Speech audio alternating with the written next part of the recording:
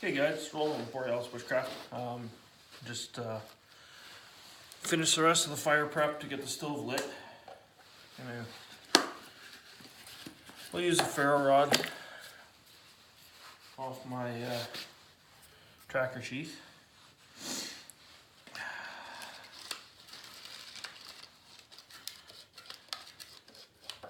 Scratch up the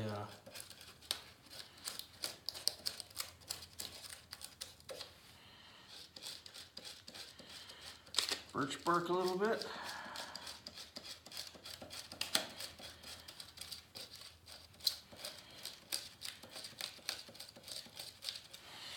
Everything's considerably harder when it's cold out, so you got to be a little more diligent with your prep and stuff sometimes.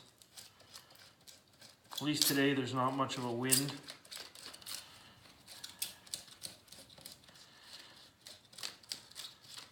And for some reason my hands feel a lot colder. So I squared the spine. So now she throws sparks. Usually when I use a tracker, I like to anchor the rod.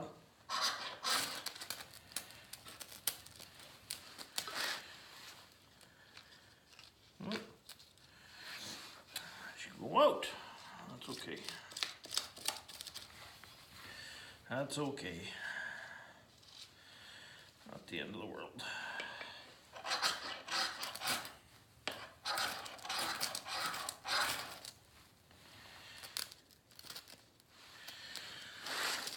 Move that out of the way.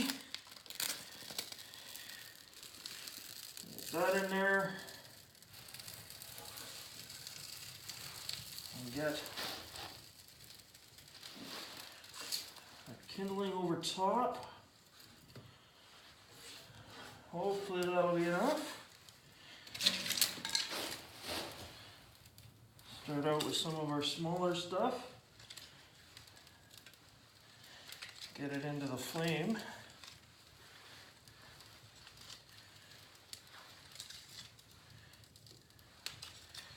And it looks like things are going to cooperate. Imagine that.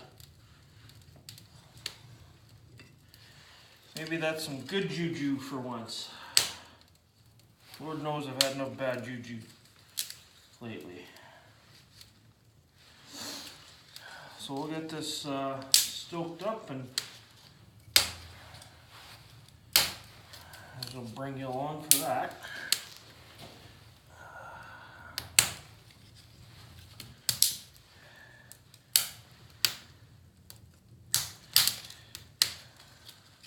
I tend to like these smaller wood stoves and that other one that I was in the other day. It's one of the double wall style wood stoves where it we got lots of leftover birch bark for the next guy.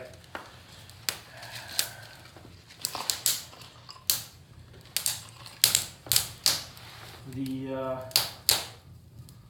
double wall stoves put out more heat after they've been lit, like they'll hold the heat a lot longer. They do take a little bit longer to warm up.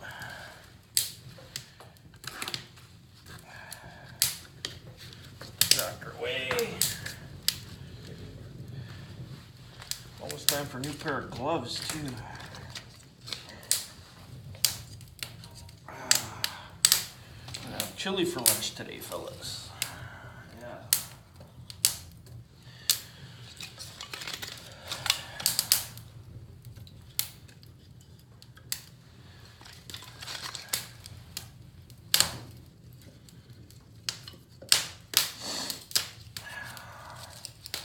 Sometimes you just have bad days and shit just don't work out.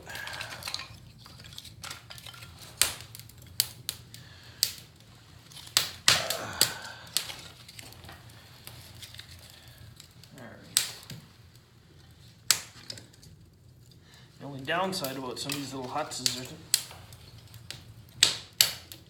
the lighting in them is kind atrocious for making videos. But, you know.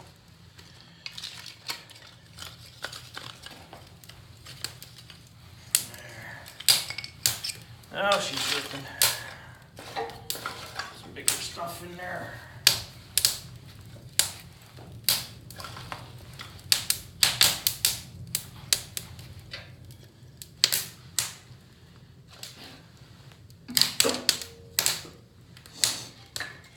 Gotta love the sound of the crackle of a wood stove. Crackle of fire, period, is just, I don't know, it's like instantly relaxing when it's going. Instantly relaxing.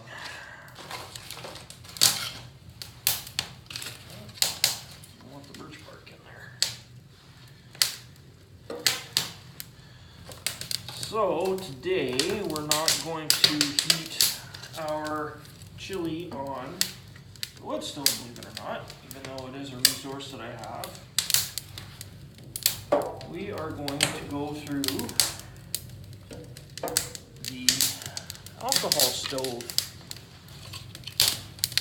Probably seen it in a few other videos, older ones, but we're gonna break that out. And it's a dual purpose type of wood cooking system. Yeah, nice and crackling. I love it. Life is pleasant now.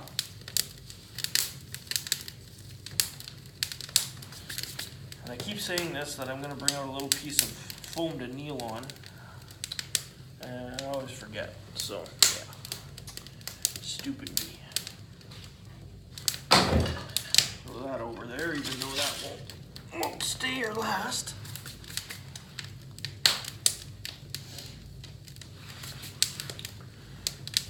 Alright, I'll see if we can move you guys up here. And half-ass balance you on a log. Alright, so while that's cooking away, kind of starting to warm up the shelter here a little bit. We'll talk about a couple of the reasons that I like the tracker as a woods tool.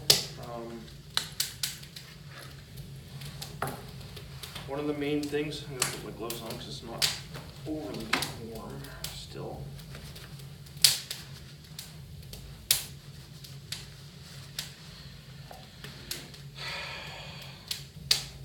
In one of my other tracker reviews, this one I got used, got it at trade, so I got it fairly cheap. Couple things about it. The Tops tracker does not follow the Dave Beck design. I mean, the general aesthetics are there and the general features are there. However, I do believe that Tops could improve upon this design or maybe come out with their own. Because the tracker, the patent for the tracker is in open domain, as far as I know anyway. When Dave Beck stopped making them,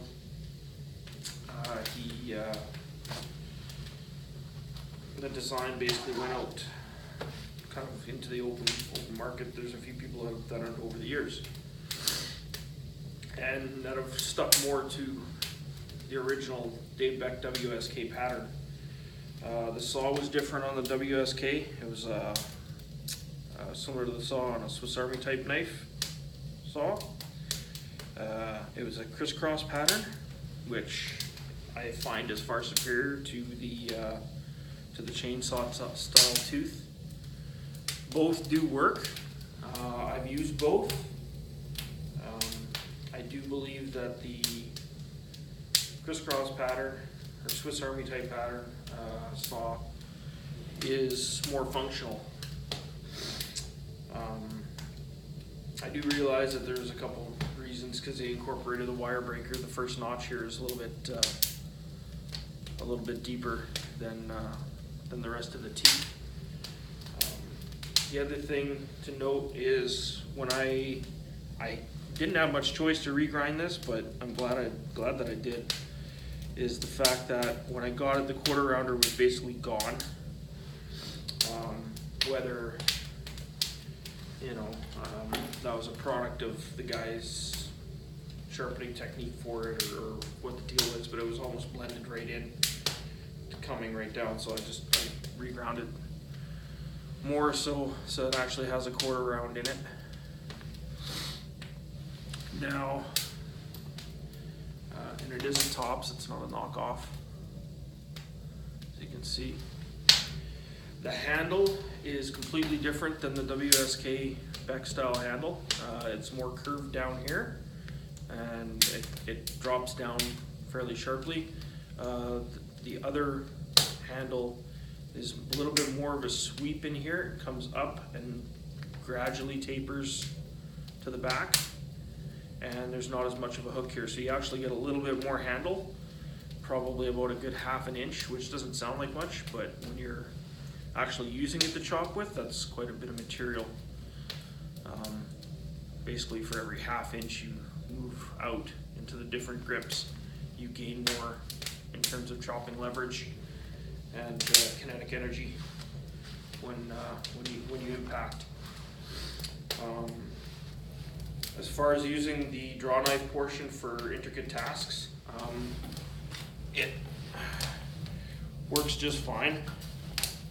You can still do pressure cuts, fine carving type tasks. Big thing to remember is this knife was never originally designed to be a complete one tool option, although it can be. Just a simple number 7 notch. So yeah, finer carving is going to be, it's not a Mora. It's a tool, it's a jack of all trades, master of none, right? But at the end of the day, will it get the job done? Yes, it will. It all depends on your skill level with the knife. And that goes for any knife. If you look at Morris Kahansky, he's, 40 some odd years that he's been teaching survival in Canada, and he's used a lot of different knives, and his overall go-to knife was like a Mora type design. So does it shave? Yeah. Shaves wood just fine. Put points on sticks fairly quick. Right? Just like any other knife.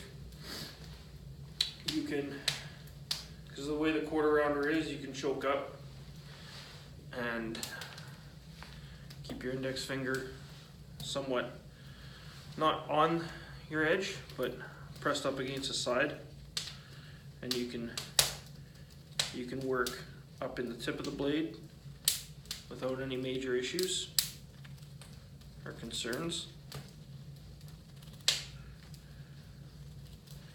The nice part is it's got lots of sweep. There's tons of belly in this knife, so it works good for skinning. If you're wearing gloves, you can even choke up in here. So one thing too that the Beck has is there's another choil right here, if I remember correctly. That gives you this option to have your finger kind of secured.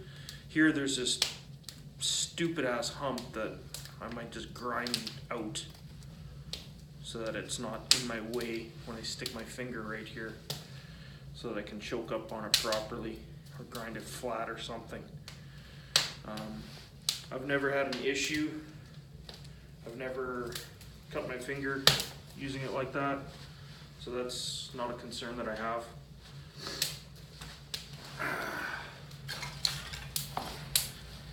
Lots of good tracker sheath designs and makers out there, and nowadays it's kind of viewed as an older design. So I mean, there's obviously tons of different options knife wise out there, bigger knives, smaller knives, but for £1,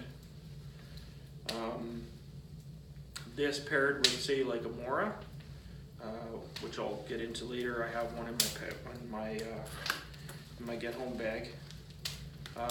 It's a good option. So the mod that I did from the sheath just enables it to spring open, so that when I put the knife in, I'm not cutting my leather. Definitely a good design.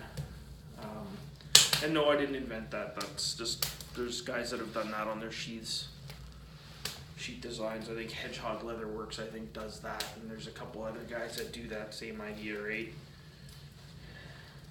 So, but I'll take a picture of it, and I'll show it to my buddy and get him to pass that on to his dad. Yeah, but overall, good woods tool. There's different, having such a wide panned blade gives you different options. You can use it like a hammer. You can pound 10 steaks, all kinds of different things. Mash up organic material to making tinder. All kinds of different tasks you can do with it. The square notch tool. See if I can get a square piece of wood here and kind of do this. Sort of see it.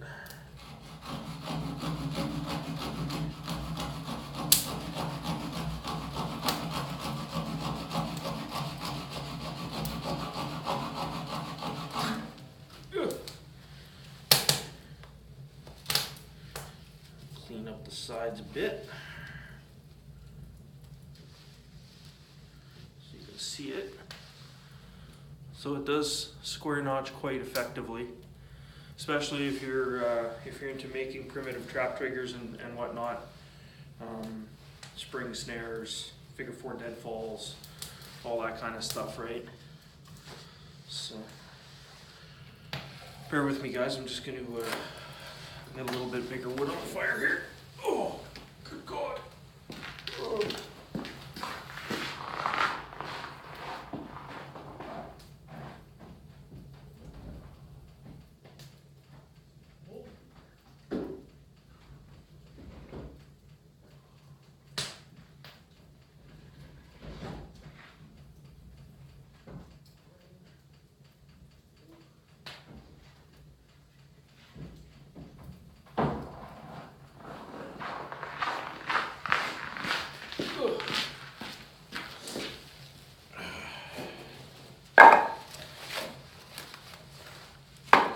Throw some oak in here and see what that does. That'll get shit hot. There, come on. Whoop.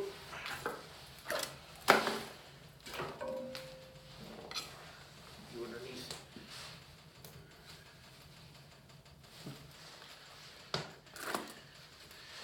Okay, so close that up for now. Still kneeling on my big mints here. But yeah. So I mean, is a knife gonna be good for everyone? No. Not everyone's gonna take the time and effort to go in the woods and get the dirt time to use it. My older video, I think, is 2 years old almost now. So 2 years ago I reviewed this knife, and I have been using it. I've built lots of fires, I've built lots of shelters with this knife, and it's held up extremely well. Having said that, I do look after my tools, so that goes a long way. The other reason sometimes I'll take this over a small hatchet or a tomahawk is just the compactness of it. It takes up next to no room in my pack. Some of my packs, I have the hip belts are removable, so I can slide it in the back and just zip tie it on or whatever. Whatever it takes to keep it in there secure. But ultimately, I just like to carry it in my backpack. One, it's out of the way, it's unobtrusive to people that are around me. So if I'm out hiking in the bush, you don't have this big, huge honking knife on the outside of your backpack and people start looking at you like, what the hell are you doing? Right? Gotta remember, most of society is gone sheeplish route. Everything's a weapon, everything's evil, bad, blah, blah, blah, right? You know, guns are bad, knives are bad, and look at freaking the UK, man, like, knives are banned in the UK pretty much. It's friggin' retarded. It's man's oldest tool, and none of those idiots would even be around if it wasn't for man learning how to make and use tools. So, when you start demonizing stuff like that, it kind of gets under my skin a little. But even years ago when I was climbing, one of my very, very close friends, I used to have a Gerber BMF, and I'd strap it to the outside of my climbing rucksack all the time. And she's like, why do you need such a big knife? Why, why? Like, you can't just carry a pocket knife like the rest of the world? And like the Swiss Army type knife? And I'm like, no, because when I want to get work done, I need to get it done. And that went on for years. And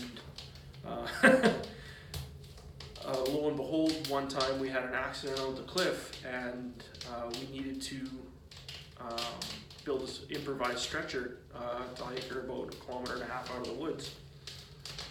She broke her tailbone. She fell, and Blair didn't catch her in time, and she broke her tailbone. And that stretcher got made relatively quickly with the help of a large knife. So, could it have been done with a smaller knife? Yeah, it's going to take longer. Well, you know what? When you need it done frickin' now. So, tool choice, thumbs up. Your tool choice is preference. If you want to carry a hatchet, carry a hatchet. If you want to carry a large chopper, carry a large chopper. Just know the limitations of your tools. And all tools have limitations. So, with that being said, I'm gonna let you go and set up for the next little video here. Cheers, guys. Catch you in a bit.